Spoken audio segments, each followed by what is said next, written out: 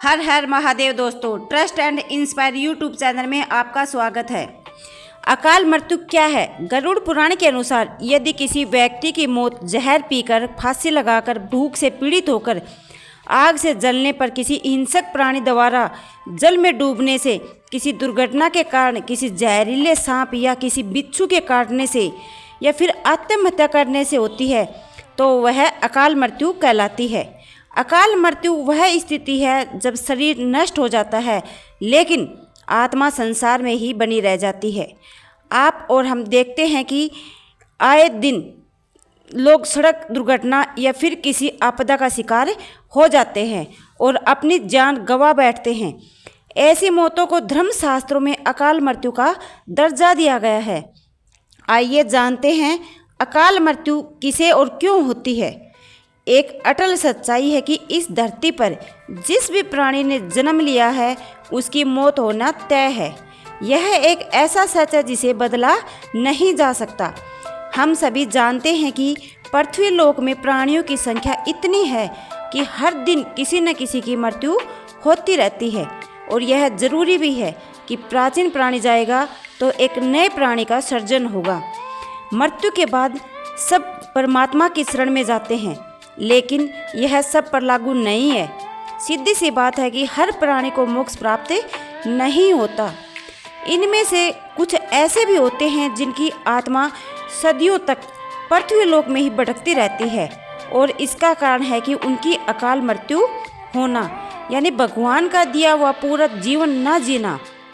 आइए अब जानते हैं कि अकाल मृत्यु कैसे होती है। हमारे वेदों में मनुष्य की उम्र 100 साल निर्धारित की गई है, तो अकाल मृत्यु क्यों होती है? इन 100 साल की निर्धारित उम्र में दुष्कर्म को नहीं मिलाया गया।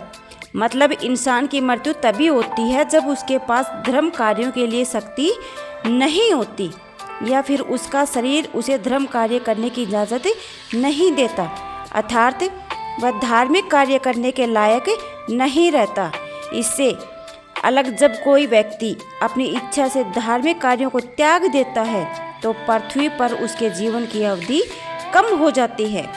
यानी इंसान की उम्र भले ही 100 साल हो, लेकिन अपने कर्मों के कारण वह अपनी उम्र को खुद ही कम करता चला जाता है, जिस कारण व्यक्ति की अकाल मृत्यु हो जाती है। अब जानिए अकाल मृत्यु के बाद आत्मा का क्या होता है।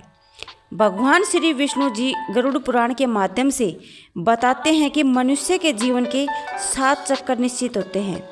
जो मनुष्य इस चक्कर को पूरा नहीं कर पाते, ऐसे में वे मनुष्य अकाल मृत्यु को प्राप्त हो जाते हैं।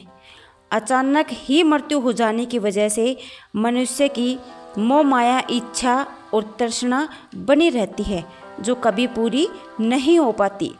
ऐसे में शरीर तो नष्ट हो जाता है, लेकिन अकाल मृत्यु प्राप्त होने वाली आत्माएं धरती पर अपने परिजनों और जीवित लोगों को कष्ट पहुंचाती रहती हैं और अपनी तृष्णा पूरी करने की कोशिश करती हैं। गरुड़ पुराण के अनुसार प्राकृतिक मौत से करने वाले मनुष्य को 41 दिन में दूसरा शरीर प्राप्त हो जाता है। इसके विपरीत अकाल मृत्यु को प्राप्त व्यक्ति भूत, प्रेत, पिशाच, कुष्मांडा, ब्रह्म राक्षस, बेताल और छत्रपाल योनि में भटकता रहता है। उनकी आत्मा को जल्दी से शांति नहीं मिलती। गरुड़ पुराण के अनुसार अकाल मृत्यु में आत्महत्या को सबसे निकृष्ट माना जाता है। आत्महत्या को हमारे हिंदू ग्रंथों के अनुसार सबसे घिनौना कृत्य बताया गया है। भगवान विष्णु जी ने गरुड़ पुराण में आत्महत्या को ईश्वर का निरादर करना और अपमान करना कहा है।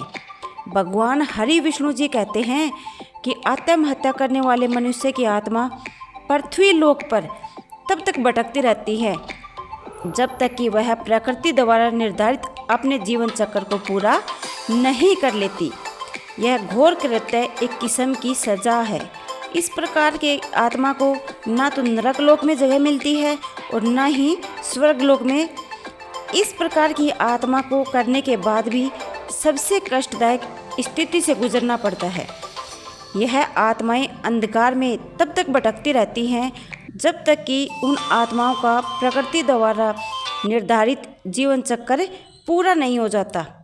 आत्महत्या करने वाली आत्माओं के कष्ट को तो दूर नहीं किया जा सकता, लेकिन गरुड़ पुराण में अकाल मृत्यु को प्राप्त मनुष्य की आत्मा की शांति हेतु कई उपाय और मंत्र बताए गए हैं, जिन उपायों को घर के परिजन द्वारा किया जाता है और जिससे कि अकाल मृत्यु को प्राप्त मनुष्य की आत्मा इन उपाय और मंत्रों द्वारा शांत की जाती है और तब वह आत्मा घर के लोगों और बाहरी लोगों को कष्ट नहीं पहुंचाती।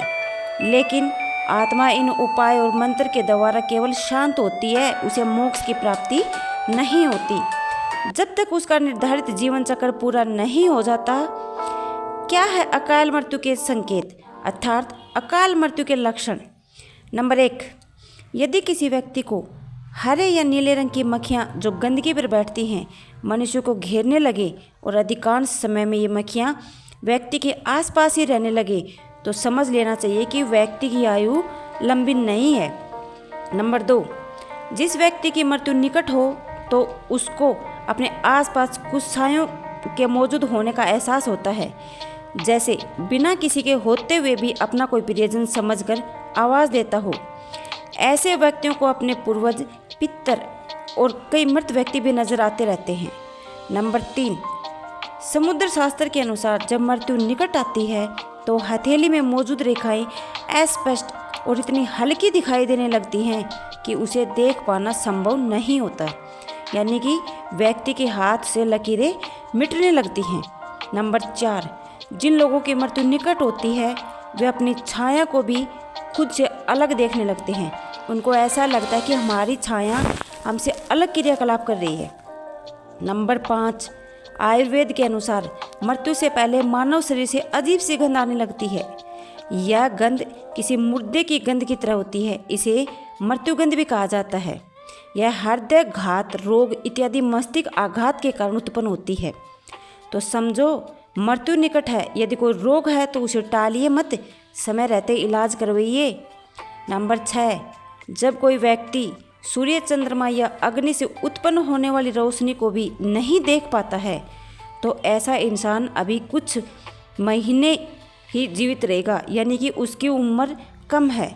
नंबर 7, जब किसी व्यक्ति को पानी, तेल या दर्पण में अपनी परछाई न दिखाई दे या परछाई विकृत दिखाई देने लगे तो समझो वह इंसान कुछ दिनों का मेहमान है। नंबर 8, जब कोई व्यक्ति नशा रोग, अत्यधिक चिंतित या अत्यधिक कार्य करता है तो उसके भीतर के सभी नाड़ियाँ आदि कमज़ोर हो जाती हैं। ऐसे व्यक्ति की आंखों के सामने उठते समय, बैठते समय या किसी भी समय बार बार अंधेरा छा जाता है।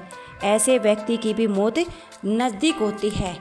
अगर आप लोगों को यह वीडियो पसंद आई हो तो वीडियो को लाइक और सब्सक्राइब ज़रूर करना। धन्यवाद।